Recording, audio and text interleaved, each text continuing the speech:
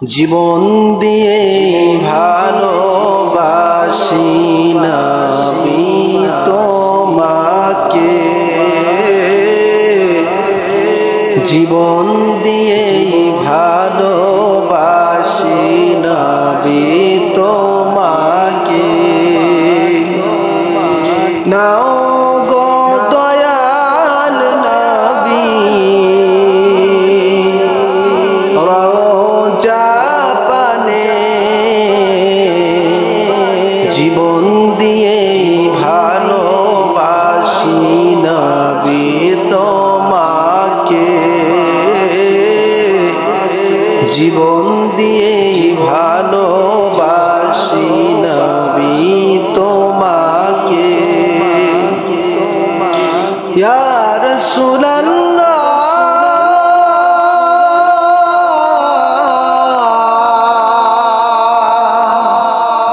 ইয়া হাবিবাল্লাহ, বাংলা হতে সালাম পাঠাই তোমার ওই চরণে, মিলাদ মাঝে যাই দাঁড়িয়ে তোমারি সম্মানে।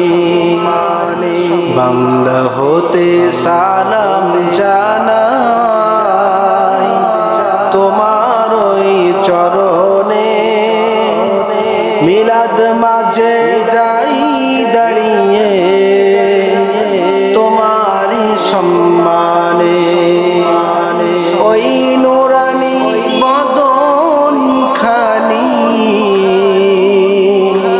দেখাও না আমারে, জীবন দিয়ে ভালোবাসি নবী তোমাকে, জীবন দিয়ে ভালোবাসি নবী তোমাকে। জিকির করি লা ইলাহা ইল্লাল্লাহ, লা ইলাহা আরো জোরে লা ইলাহা মুহাব্বতে লা ইলাহা লা ইলাহা ইল্লাল্লাহ মুহাম্মাদুর রাসূলুল্লাহ সাল্লাল্লাহু আলাইহি ওয়াসাল্লাম। আল্লাহুম্মা সাল্লি ওয়া সাল্লিম ওয়া বারিক আলাইহি। মুআজ্জাজ মুহতারাম, অত্র মসজিদে দিনদার ইমানদার সম্মানিত মুসল্লিয়ান ইকরাম, যুবক ভাইরা, সকলের প্রতি আবারও অন্তরের অন্তরস্থল থেকে সালাম।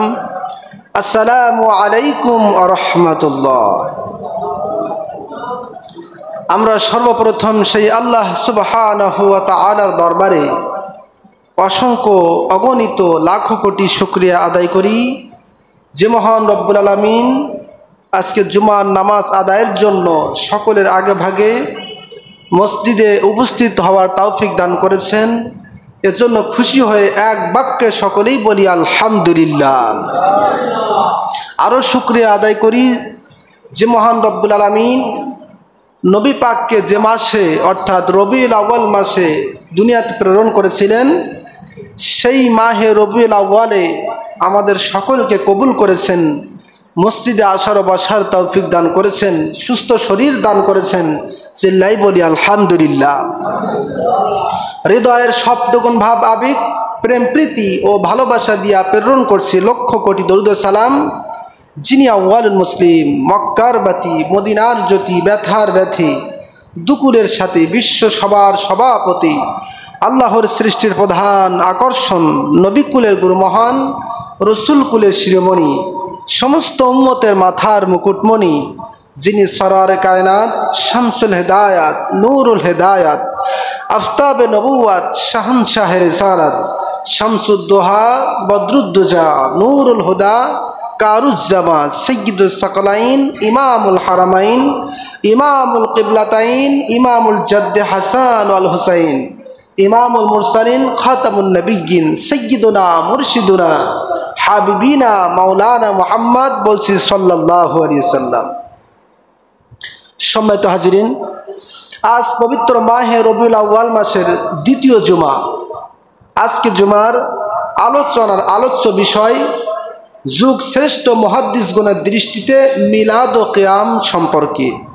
মহান আল্লাহ পাক এই গুরুত্বপূর্ণ বিষয়ে সংক্ষিপ্ত সময়ে আমাদের সকলের জানার, বোঝার এবং বাস্তব জীবনে তা আমল করার তৌফিক দান করুন, বলেন আল্লাহুম্মা আমিন।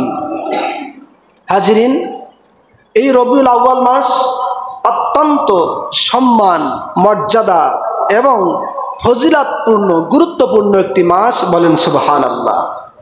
কারণ এ মাসে আগমন করেছেন সাইয়্যিদুল মুরসালিন খাতামুন নবিয়্যিন রাহমাতাল লিল আলামিন নবীজি, বলেন সুবহানাল্লাহ। এজন্য এ মাস হচ্ছে আমাদের নবীজির শুভ আগমনের মাস। এ মাস হচ্ছে আমাদের নবীজির জন্মের মাস। এ মাস হচ্ছে আমাদের নবীজির মিলাদের মাস, বলেন সুবহানাল্লাহ। এজন্য এই রবিউল আউয়াল মাস যখন আসে, তখন যারা প্রকৃত নবী প্রেম যাদের মধ্যে রয়েছে, যারা প্রকৃত নবীর উম্মত, যারা প্রকৃত নবীজির আশেক, তাদের অন্তরটা, তাদের কলিজাটা আনন্দে ভরপুর হয়ে যায়, সুবহানাল্লাহ। কারণ ইন্না আদম ওয়া জামিআল মাখলুকাত খুলিকু লিআজলি মুহাম্মদ সাল্লাল্লাহু আলাইহি ওয়াসাল্লাম। বাইহাকি শরীফের বর্ণনা, নিশ্চয় হযরত আদম আলাইহিস সালাম এবং সমস্ত সৃষ্টিকে, সমস্ত মাখলুককে আল্লাহ পাক শুধুমাত্র কেবলমাত্র আপনার আমার নবীজির ওসিলায় সব কিছু সৃষ্টি করা হয়েছে, সুবহানাল্লাহ। সুতরাং যে নবীজির ওসিলায় আমি সৃষ্টি হলাম, যে নবীজির ওসিলায় আপনি সৃষ্টি হলেন, যে নবীজির ওসিলায় তামাম মাখলুক সৃষ্টি হলো, সেই নবীজি যে মাসে আসে, সেই মাসে ইমানদারের জন্য, মুমিনের জন্য সবচেয়ে খুশির ব্যাপার, ঠিক কিনা বলুন? আর নবীর মিলাদে তারাই খুশি হয় যারা মুমিন, যারা কি মুমিন, মুসলমান, ইমানদার, মুত্তাকি, পরহেজগার, তারাই শুধু নবী পাকের মিলাদে খুশি হয়, বলেন সুবহানাল্লাহ। আল্লাহ পাক কোরআন কারীমের মধ্যে বলেন, লাকাদ মান্নাল্লাহু আলাল মুমিনিনা ইজ বাআসা ফীহিম রাসূলাম মিন আনফুসিহিম, বলেন সুবহানাল্লাহ। আল্লাহ পাক বলছেন, মুমিনদের প্রতি, মুমিনদের উপরে আল্লাহ পাক অনুগ্রহ করেছেন যে তিনি তাদের মধ্য থেকে তাদের নিকট একজন রাসূল প্রেরণ করেছেন, সুবহানাল্লাহ। সুতরাং সেই নবীজিকে আমরা পেয়ে সবাই খুশি না বেজার? একটু জোরে বলেন, খুশি না বেজার? কম না বেশি? নবীকে পেয়ে খুশি হওয়ার কথা আল্লাহ পাক নিজেই নির্দেশ করেছেন, বলেন সুবহানাল্লাহ। আল্লাহ পাক পবিত্র কোরআন কারীমের মধ্যে বলেন, কুল বিফাদলিল্লাহি ওয়া বিরহমাতিহি ফাবিযালিকা ফালইফরাহু হুয়া খায়রুম মিম্মা ইয়াজমাউন। আল্লাহ তাআলা বলেন, হাবিব, আপনি পৃথিবীর মানুষদেরকে বলুন, আমি আল্লাহ তাআলার পক্ষ থেকে ফজল এবং রহমত পেয়ে দুনিয়ার মানুষ যেন আনন্দিত হয়ে যায়, সুবহানাল্লাহ। ফজল এবং রহমত দুইটি শব্দ। কয়টি শব্দ? সূরা ইউনূসের মধ্যে আল্লাহ পাক ইরশাদ করেছেন, বর্ণনা করেছেন, ওয়াজ করেছেন দুইটি শব্দকে লক্ষ্য করে। কয়টি শব্দ? আল্লাহ পাক বলছেন, হাবিব, আপনি দুনিয়ার মানুষদেরকে বলুন, দুনিয়ার মানুষ যেন ফজল এবং রহমত পেয়ে খুশি হয়ে যায়, আনন্দিত হয়ে যায়, সুবহানাল্লাহ। আয়াতের ব্যাখ্যায় রাইসুল মুফাসসিরিন হযরত আব্দুল্লাহ ইবনে আব্বাস রাদিয়াল্লাহু তাআলা আনহু, যিনি হলেন সকল মুফাসসিরদের হেড, সকল মুহাদ্দিসদের হেড, বলেন না সুবহানাল্লাহ। এই রাইসুল মুফাসসিরিন হযরত আব্দুল্লাহ ইবনে আব্বাস রাদিয়াল্লাহু তাআলা আনহু, তিনি এই আয়াতে কারিমার ব্যাখ্যা করেছেন, তাফসীর করেছেন। আন ইবনে আব্বাস রাদিয়াল্লাহু তাআলা আনহু ফিল আয়াতি ক্বালা ফাদলুল্লাহিল ইলমু ওয়া রাহমাতুহু মুহাম্মদ সাল্লাল্লাহু আলাইহি ওয়াসাল্লাম ক্বালা তাআলা ওয়া মা আরসালনাকা ইল্লা রাহমাতান লিল আলামিন। সুবহানাল্লাহ। কোরআনের ব্যাখ্যা হচ্ছে তাফসীর, হাদিস, ঠিক কিনা বলুন? তো রাইসুল মুফাসসিরিন হযরত আব্দুল্লাহ ইবনে আব্বাস রাদিয়াল্লাহু তাআলা আনহু এই আয়াত কারিমা ব্যাখ্যা করতেছেন যে আল্লাহ পাক তো দুনিয়ার মানুষদেরকে খুশি হতে বলেছেন, আনন্দিত হতে বলেছেন। কাকে উদ্দেশ্য করে?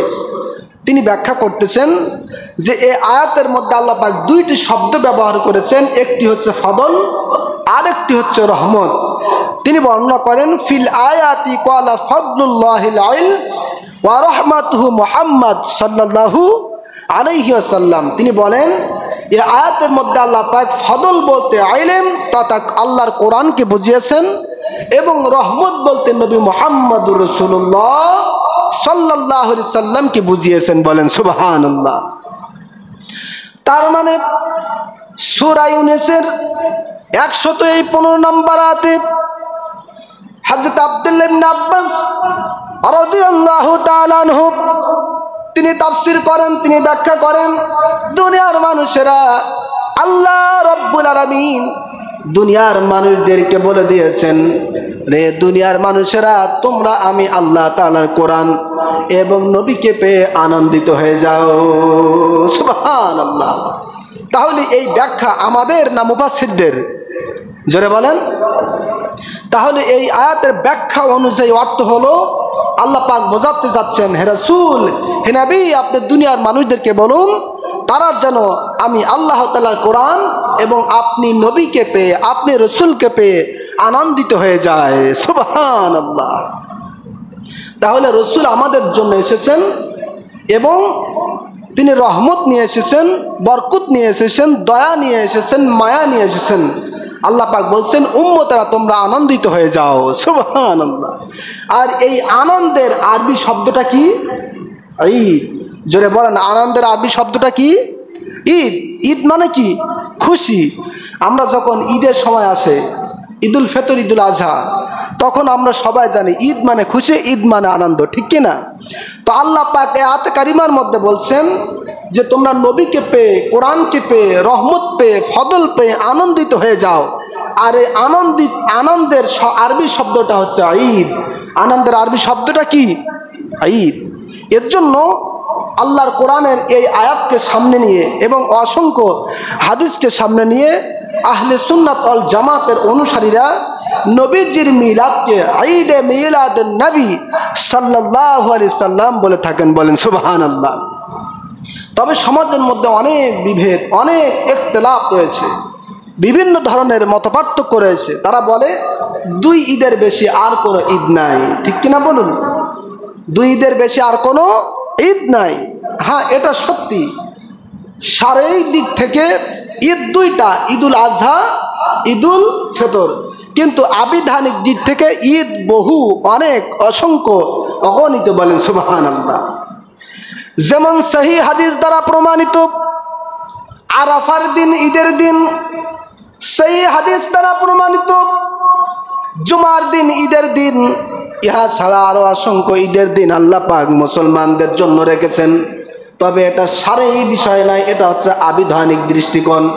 আর এই আবিধানিক দৃষ্টিকোণ থেকে আহলে সুন্নাত ওয়াল জামাতের অনুসারীরা বলে থাকেন ঈদে মিলাদুন নবী সাল্লাল্লাহু আলাইহি ওয়াসাল্লাম। সুবহানাল্লাহ।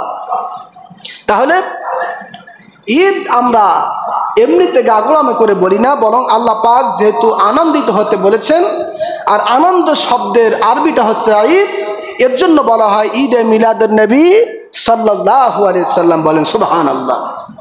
তবে আমাদের দেশে যখন রবিউল আউয়াল মাস আসে, তখন একদল আলেম এই ঈদে মিলাদুন নবী সাল্লাল্লাহু আলাইহি সাল্লামের বিরোধিতা করতে করতে করতে করতে হারাম, নাজায়েজ, বেদাত এবং শিরকের পর্যন্ত ফতোয়া দিয়ে দেয়। জোরে কর নাউজুবিল্লাহ। কি আছে না নাই? আবার একদল রয়েছে যারা সুন্নি নামধারী, নবীজি মিলাদ পালন করতে যে অতিরিক্ত অতিরঞ্জিত লাফালাফি ঢোল বাজনা দিয়ে পালন করে, জোরে কার নাউজুবিল্লাহ, আছে না নাই? তাহলে বোঝা গেল যে ঈদে মিলাদ নবী বা নবীজির মিলাদ বর্তমানে এখন বাড়াবাড়ি এবং ছাড়াছাড়ির কবলের মধ্যে, ঠিক কিনা বলুন? এক দল বলছে মানবো, আরেক দল বলছে মানবো না। যারা মানতেছে তারা অতিরিক্ত করে ফেলাচ্ছে, আর যারা মানতেছে না তারা একেবারে অস্বীকার করে ফেলাচ্ছে, জোরে কার নাউজুবিল্লাহ। এখন আমরা কোন পথে যাব? আমরা কোন দিকে যাব? প্রিয় বাবাজিরা আমার, আপনাকে আমাকে বুঝতে হবে, বিশ্বাস রাখতে হবে, আকীদা ঠিক রাখতে হবে। যারা নবীজির মিলাদ নিয়ে বাড়াবাড়ি করে তাদের সাথে আমাদের সম্পর্ক নাই, আবার যারা নবীজির মিলাদকে একেবারে ছেড়ে দেয় তাদের সাথেও আমাদের সম্পর্ক নাই, ঠিক কিনা? বরং আমরা কি করতে পারি? কোরআন সুন্নাহ অনুযায়ী একেবারে মধ্যম পন্থা আমরা অবলম্বন করব, যাতে নবীজির কোনো ধরনের শানের মানের মর্যাদার ঘাটতি না হয়, ঠিক কিনা বলুন? তাহলে এজন্য ফুরপুরা এবং সারসিনার যারা পীর ভাই মুহিব্বিন ভক্তবৃন্দ মুরিদেরা রয়েছে, তারা মিলাদ নিয়ে কখনো বাড়াবাড়ি করে না, আবার ছেড়েও দেয় না, ঠিক কিনা? বরং শরীয়ত সমর্থিত যতটুকু পালন করা প্রয়োজন আমরা সেগুলোই করে থাকি, ঠিক কিনা বলেন? সম্মানিত হাজিরিন, তবে আমাদের ভুলে গেলে হবে না নবীজির মিলাদের কত গুরুত্ব, কত মর্যাদা, কত ফজিলত। যারা যুগ শ্রেষ্ঠ আলেম, যুগ শ্রেষ্ঠ মুহাদ্দিস, যুগ শ্রেষ্ঠ মুফাসসির, যুগ শ্রেষ্ঠ ফকি, তারা যেভাবে নবী পাকের মিলাদের বর্ণনা করেছেন, তারা যেভাবে নিজেদের মত বর্ণনা করেছেন, একবার যদি আপনি শোনেন তাহলে আজীবন নবীজির মিলাদের প্রতি আগ্রহ হয়ে যাবেন। সুবহানাল্লাহ। কেমন? হুসনুল মাকসাদ ফি আমালিল মাওলাদ এই কিতাবের মধ্যে ইমাম জালালউদ্দিন সুয়ুতী রহমাতুল্লাহ আলাইহি তিনি লেখেন, তিনি বলেন যে নবীজির মিলাদের আয়োজন করা, খতমে কোরআন করা, কোরআনের কিছু অংশ তেলাওয়াত করা, জিকির আজগার করা এবং নবীজির জন্ম বৃত্তান্ত আলোচনা করা এবং আলোচনা শেষে মানুষদেরকে মেহমানদারি করা, খাওয়ানো, তাবারক বিতরণ করা, এটা নিঃসন্দেহে পুণ্য এবং নেকির কাজ, বলেন সুবহানাল্লাহ। শুধু তাই নয়, আল ওয়াসাইলু ফি শারহে শামাইল এই কিতাবের মধ্যে তিনি আরো বর্ণনা করেন, যেই বাড়িতে মুসলমানেরা নবী পাকের মিলাদের আয়োজন করে ওই বাড়ির ওপর থেকে আল্লাহ রাব্বুল আলামিন বিপদ আপদ বালা মুসিবত থেকে হেফাজত করেন। সুবহানাল্লাহ। বিপদ আপদ বালা মুসিবত, এমনকি বিভিন্ন ধরনের আপনার মহামারী থেকে আল্লাহ পাক এই মিলাদের ওসিলায় তিনি হেফাজত করেন, বলেন সুবহানাল্লাহ।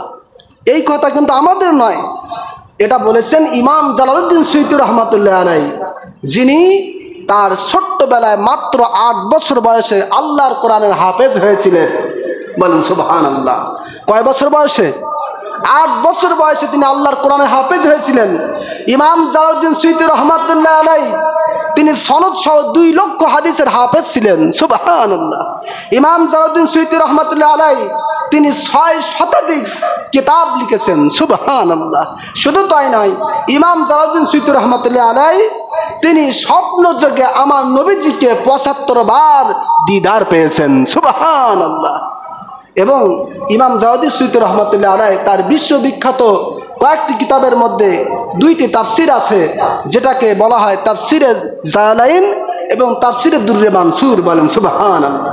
এত বড় জগৎ বিখ্যাত আলেম তিনি বলতেছেন যে নবীজির মিলাদ পালন করলে, নবীজির মিলাদের আয়োজন করলে আল্লাহ পাক বিপদ আপদ বালা মুসিবত থেকে হেফাজত করেন। সুবহানাল্লাহ।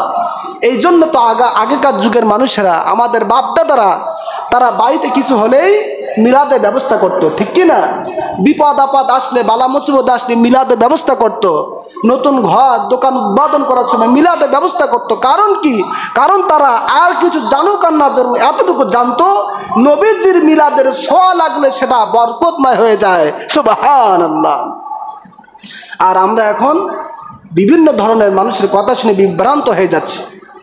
সম্মানিত হাজিরিন, এই পৃথিবীর ইতিহাসে জগৎ বিখ্যাত আরেকজন মুহাদ্দিস শেখ আব্দুল হক মুহাদ্দিস দেহলভী রহমাতুল্লাহ আলাইহি, যার নাম প্রত্যেকেই জানে, যাদের বিবেক বলতে কিছু রয়েছে, পড়াশোনা মোটামুটি জানে, তারা এই নামের সাথে একেবারে সুস্পষ্ট পরিচিত, ঠিক কিনা বলুন? শেখ আব্দুল হক মুহাদ্দিস দেহলভী রহমাতুল্লাহ আলাইকে যদি বাদ দেওয়া হয় তাহলে ভারতীয় উপমহাদেশের মধ্যে ইসলাম প্রচার করার মানুষ খুঁজে পাওয়া যাবে না, ঠিক কিনা বলুন?